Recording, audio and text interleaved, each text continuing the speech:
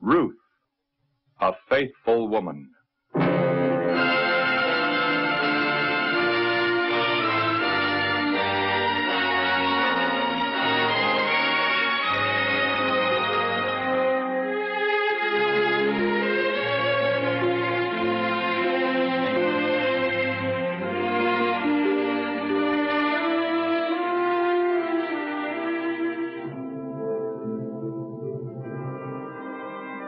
For 10 years, Naomi, an Israelite from Judea, had lived in the land of Moab.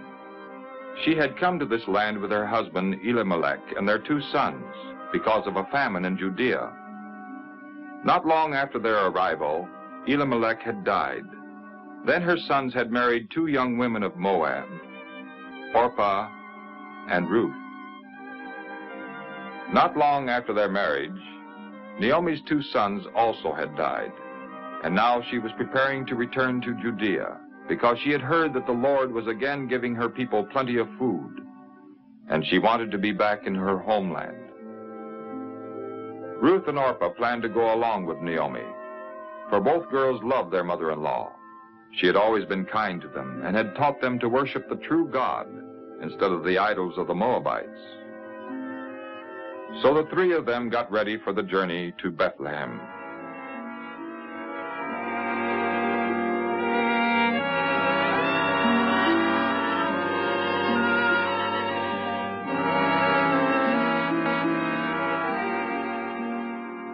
But before they had gone very far, Naomi came to a decision. Why should her daughters-in-law leave their own country? Perhaps the people in Bethlehem would not welcome them, being widows and foreigners. And so Naomi spoke to them. Please go back, both of you, to your own homes. And may the Lord be kind to you as you were to the dead and to me.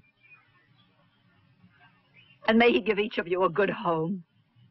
No, we're going with you to your people.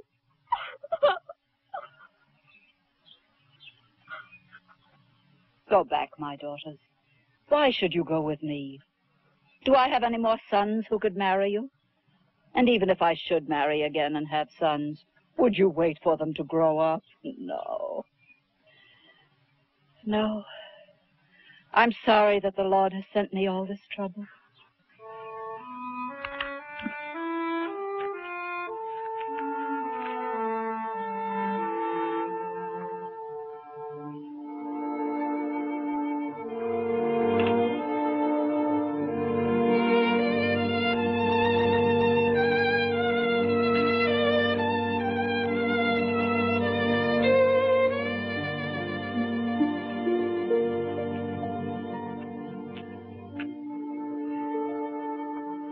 Your sister-in-law is going back to her people.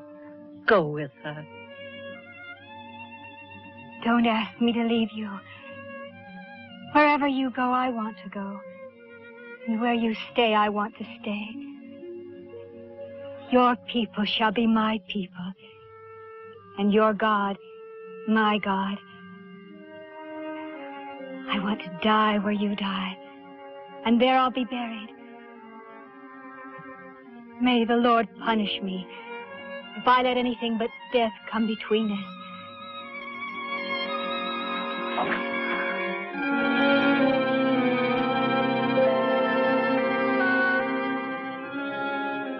When Naomi realized how deeply Ruth loved her, she thanked God for having given her such a loyal daughter to help make up for the loss of her husband and 2 sons. So Ruth and Naomi continued on their journey. When the women came to the land of Canaan, Naomi was glad to be back in her homeland again.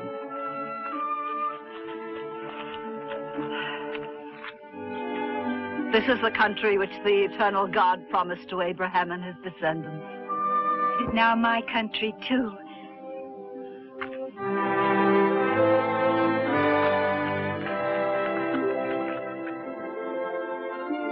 Naomi had changed in the 10 years she had been away from Bethlehem, but when she came to the well outside the village, some of her old friends recognized her and greeted her warmly. Is this really Naomi, the pleasant one? Do not call me the pleasant one. Call me Mara, the bitter one, for I have a bitter sorrow. My husband and my sons are dead. But Ruth, my son's wife, has chosen to come here with me, for she worships the God of Israel. Naomi's friends welcomed Ruth, somewhat coldly at first, but soon she would receive a special blessing from the Lord in this country of Judea.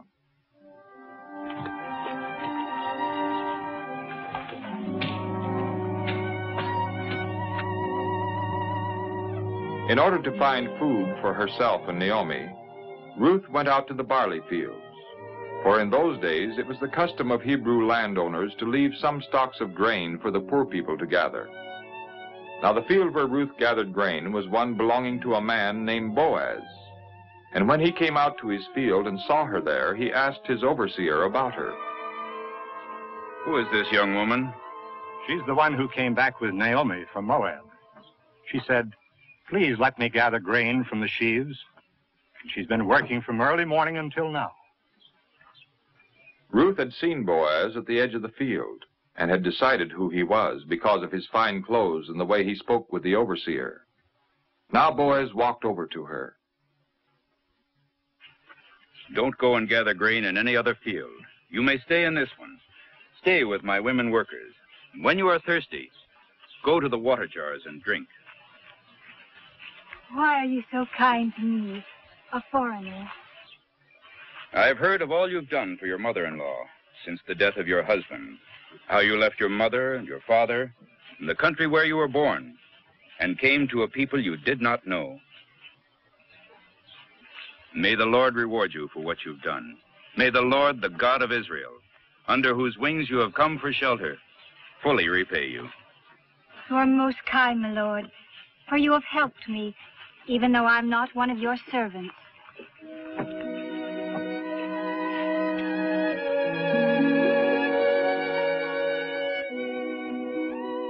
From the moment of her meeting with Boaz, Ruth was treated with great kindness. At noon, she was invited to sit with the workers and was given all the food she wanted. And Boaz even gave orders to his workers to pull out some stalks from the bundles so that there would be plenty of barley for Ruth to gather. By the end of the day, she had gathered almost a bushel of grain, enough food for many days. That evening, when Ruth came home, she told Naomi all that had happened, how the owner of the field had been kind to her. And when Naomi heard that it was Boaz, she was very pleased. Oh, may the Lord bless Boaz for his kindness. The man is a close relative who may help us. Oh, then he also said to me, "You may stay near my servants until they have harvested all my grain." It is well, my daughter. So Naomi encouraged Ruth to go to the fields belonging to Boaz. Ruth faithfully worked in the fields every day, and every evening she brought home a good supply of grain to her mother-in-law. At the end of the harvest season, Naomi's thoughts turned to the future of her loyal, unselfish daughter-in-law. My daughter, should I not try to find a good home for you? Is not Boaz, with whose servants you have been working, a relative? Tonight he threshes barley on the threshing floor. Wash and anoint yourself and put on your best clothes and go down to the threshing floor and see Boaz. From the kindness that Boaz had shown to Ruth, Naomi knew that he respected and admired her. Now Naomi felt that the time had come for Ruth to tell him that he was a close relative. For according to the Hebrew law, the closest male relative was to take care of the widows.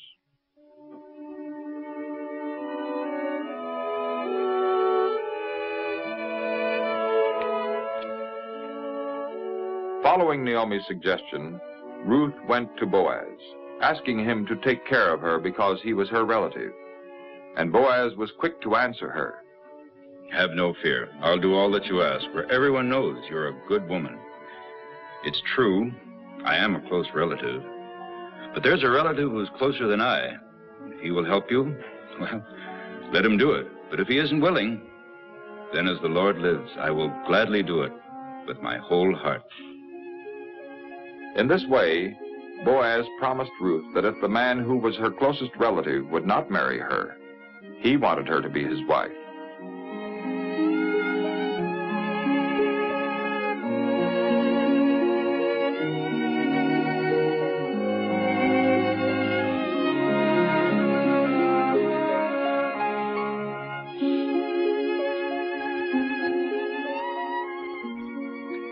Then Boaz gave Ruth a gift of grain for Naomi to show that he also intended to take care of her. And Ruth hurried home to tell Naomi all that Boaz had said. The next day, Boaz lost no time in meeting with Naomi's closer relative. And according to the custom of the day, he asked 10 elders of the city to be present at their meeting. Naomi has come back from Moab and is selling the land that belonged to our relative, Elimelech. I thought I would tell you about it and say, buy it in the presence of the elders of my people. If you want it, take it. But if you do not, then tell me, since after you, I am her closest relative. I will buy it. But if you buy the land from Naomi, you must also take Ruth, the Moabite woman, as your wife, so that her children may inherit the land. No wonder the other close relative hesitated. If he married this Moabite woman and a son were born, the property would go to that son and not to his own children. So the man who was the nearest relative decided what to do. I can't buy it for myself without hurting my own inheritance. You may have it. Then the man took off his sandal and gave it to Boaz to show that Boaz had the right to buy the land and also to marry Ruth. In that way, the matter was legally settled.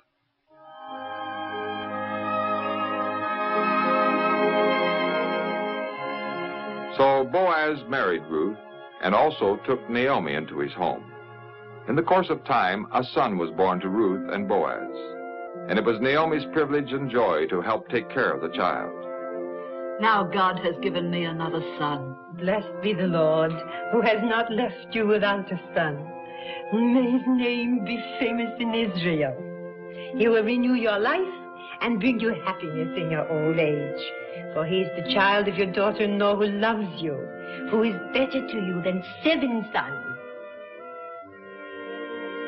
Ruth had indeed been as much of a help and comfort to Naomi as many sons would have been. And Ruth was richly rewarded, also in a spiritual way that only the future would reveal.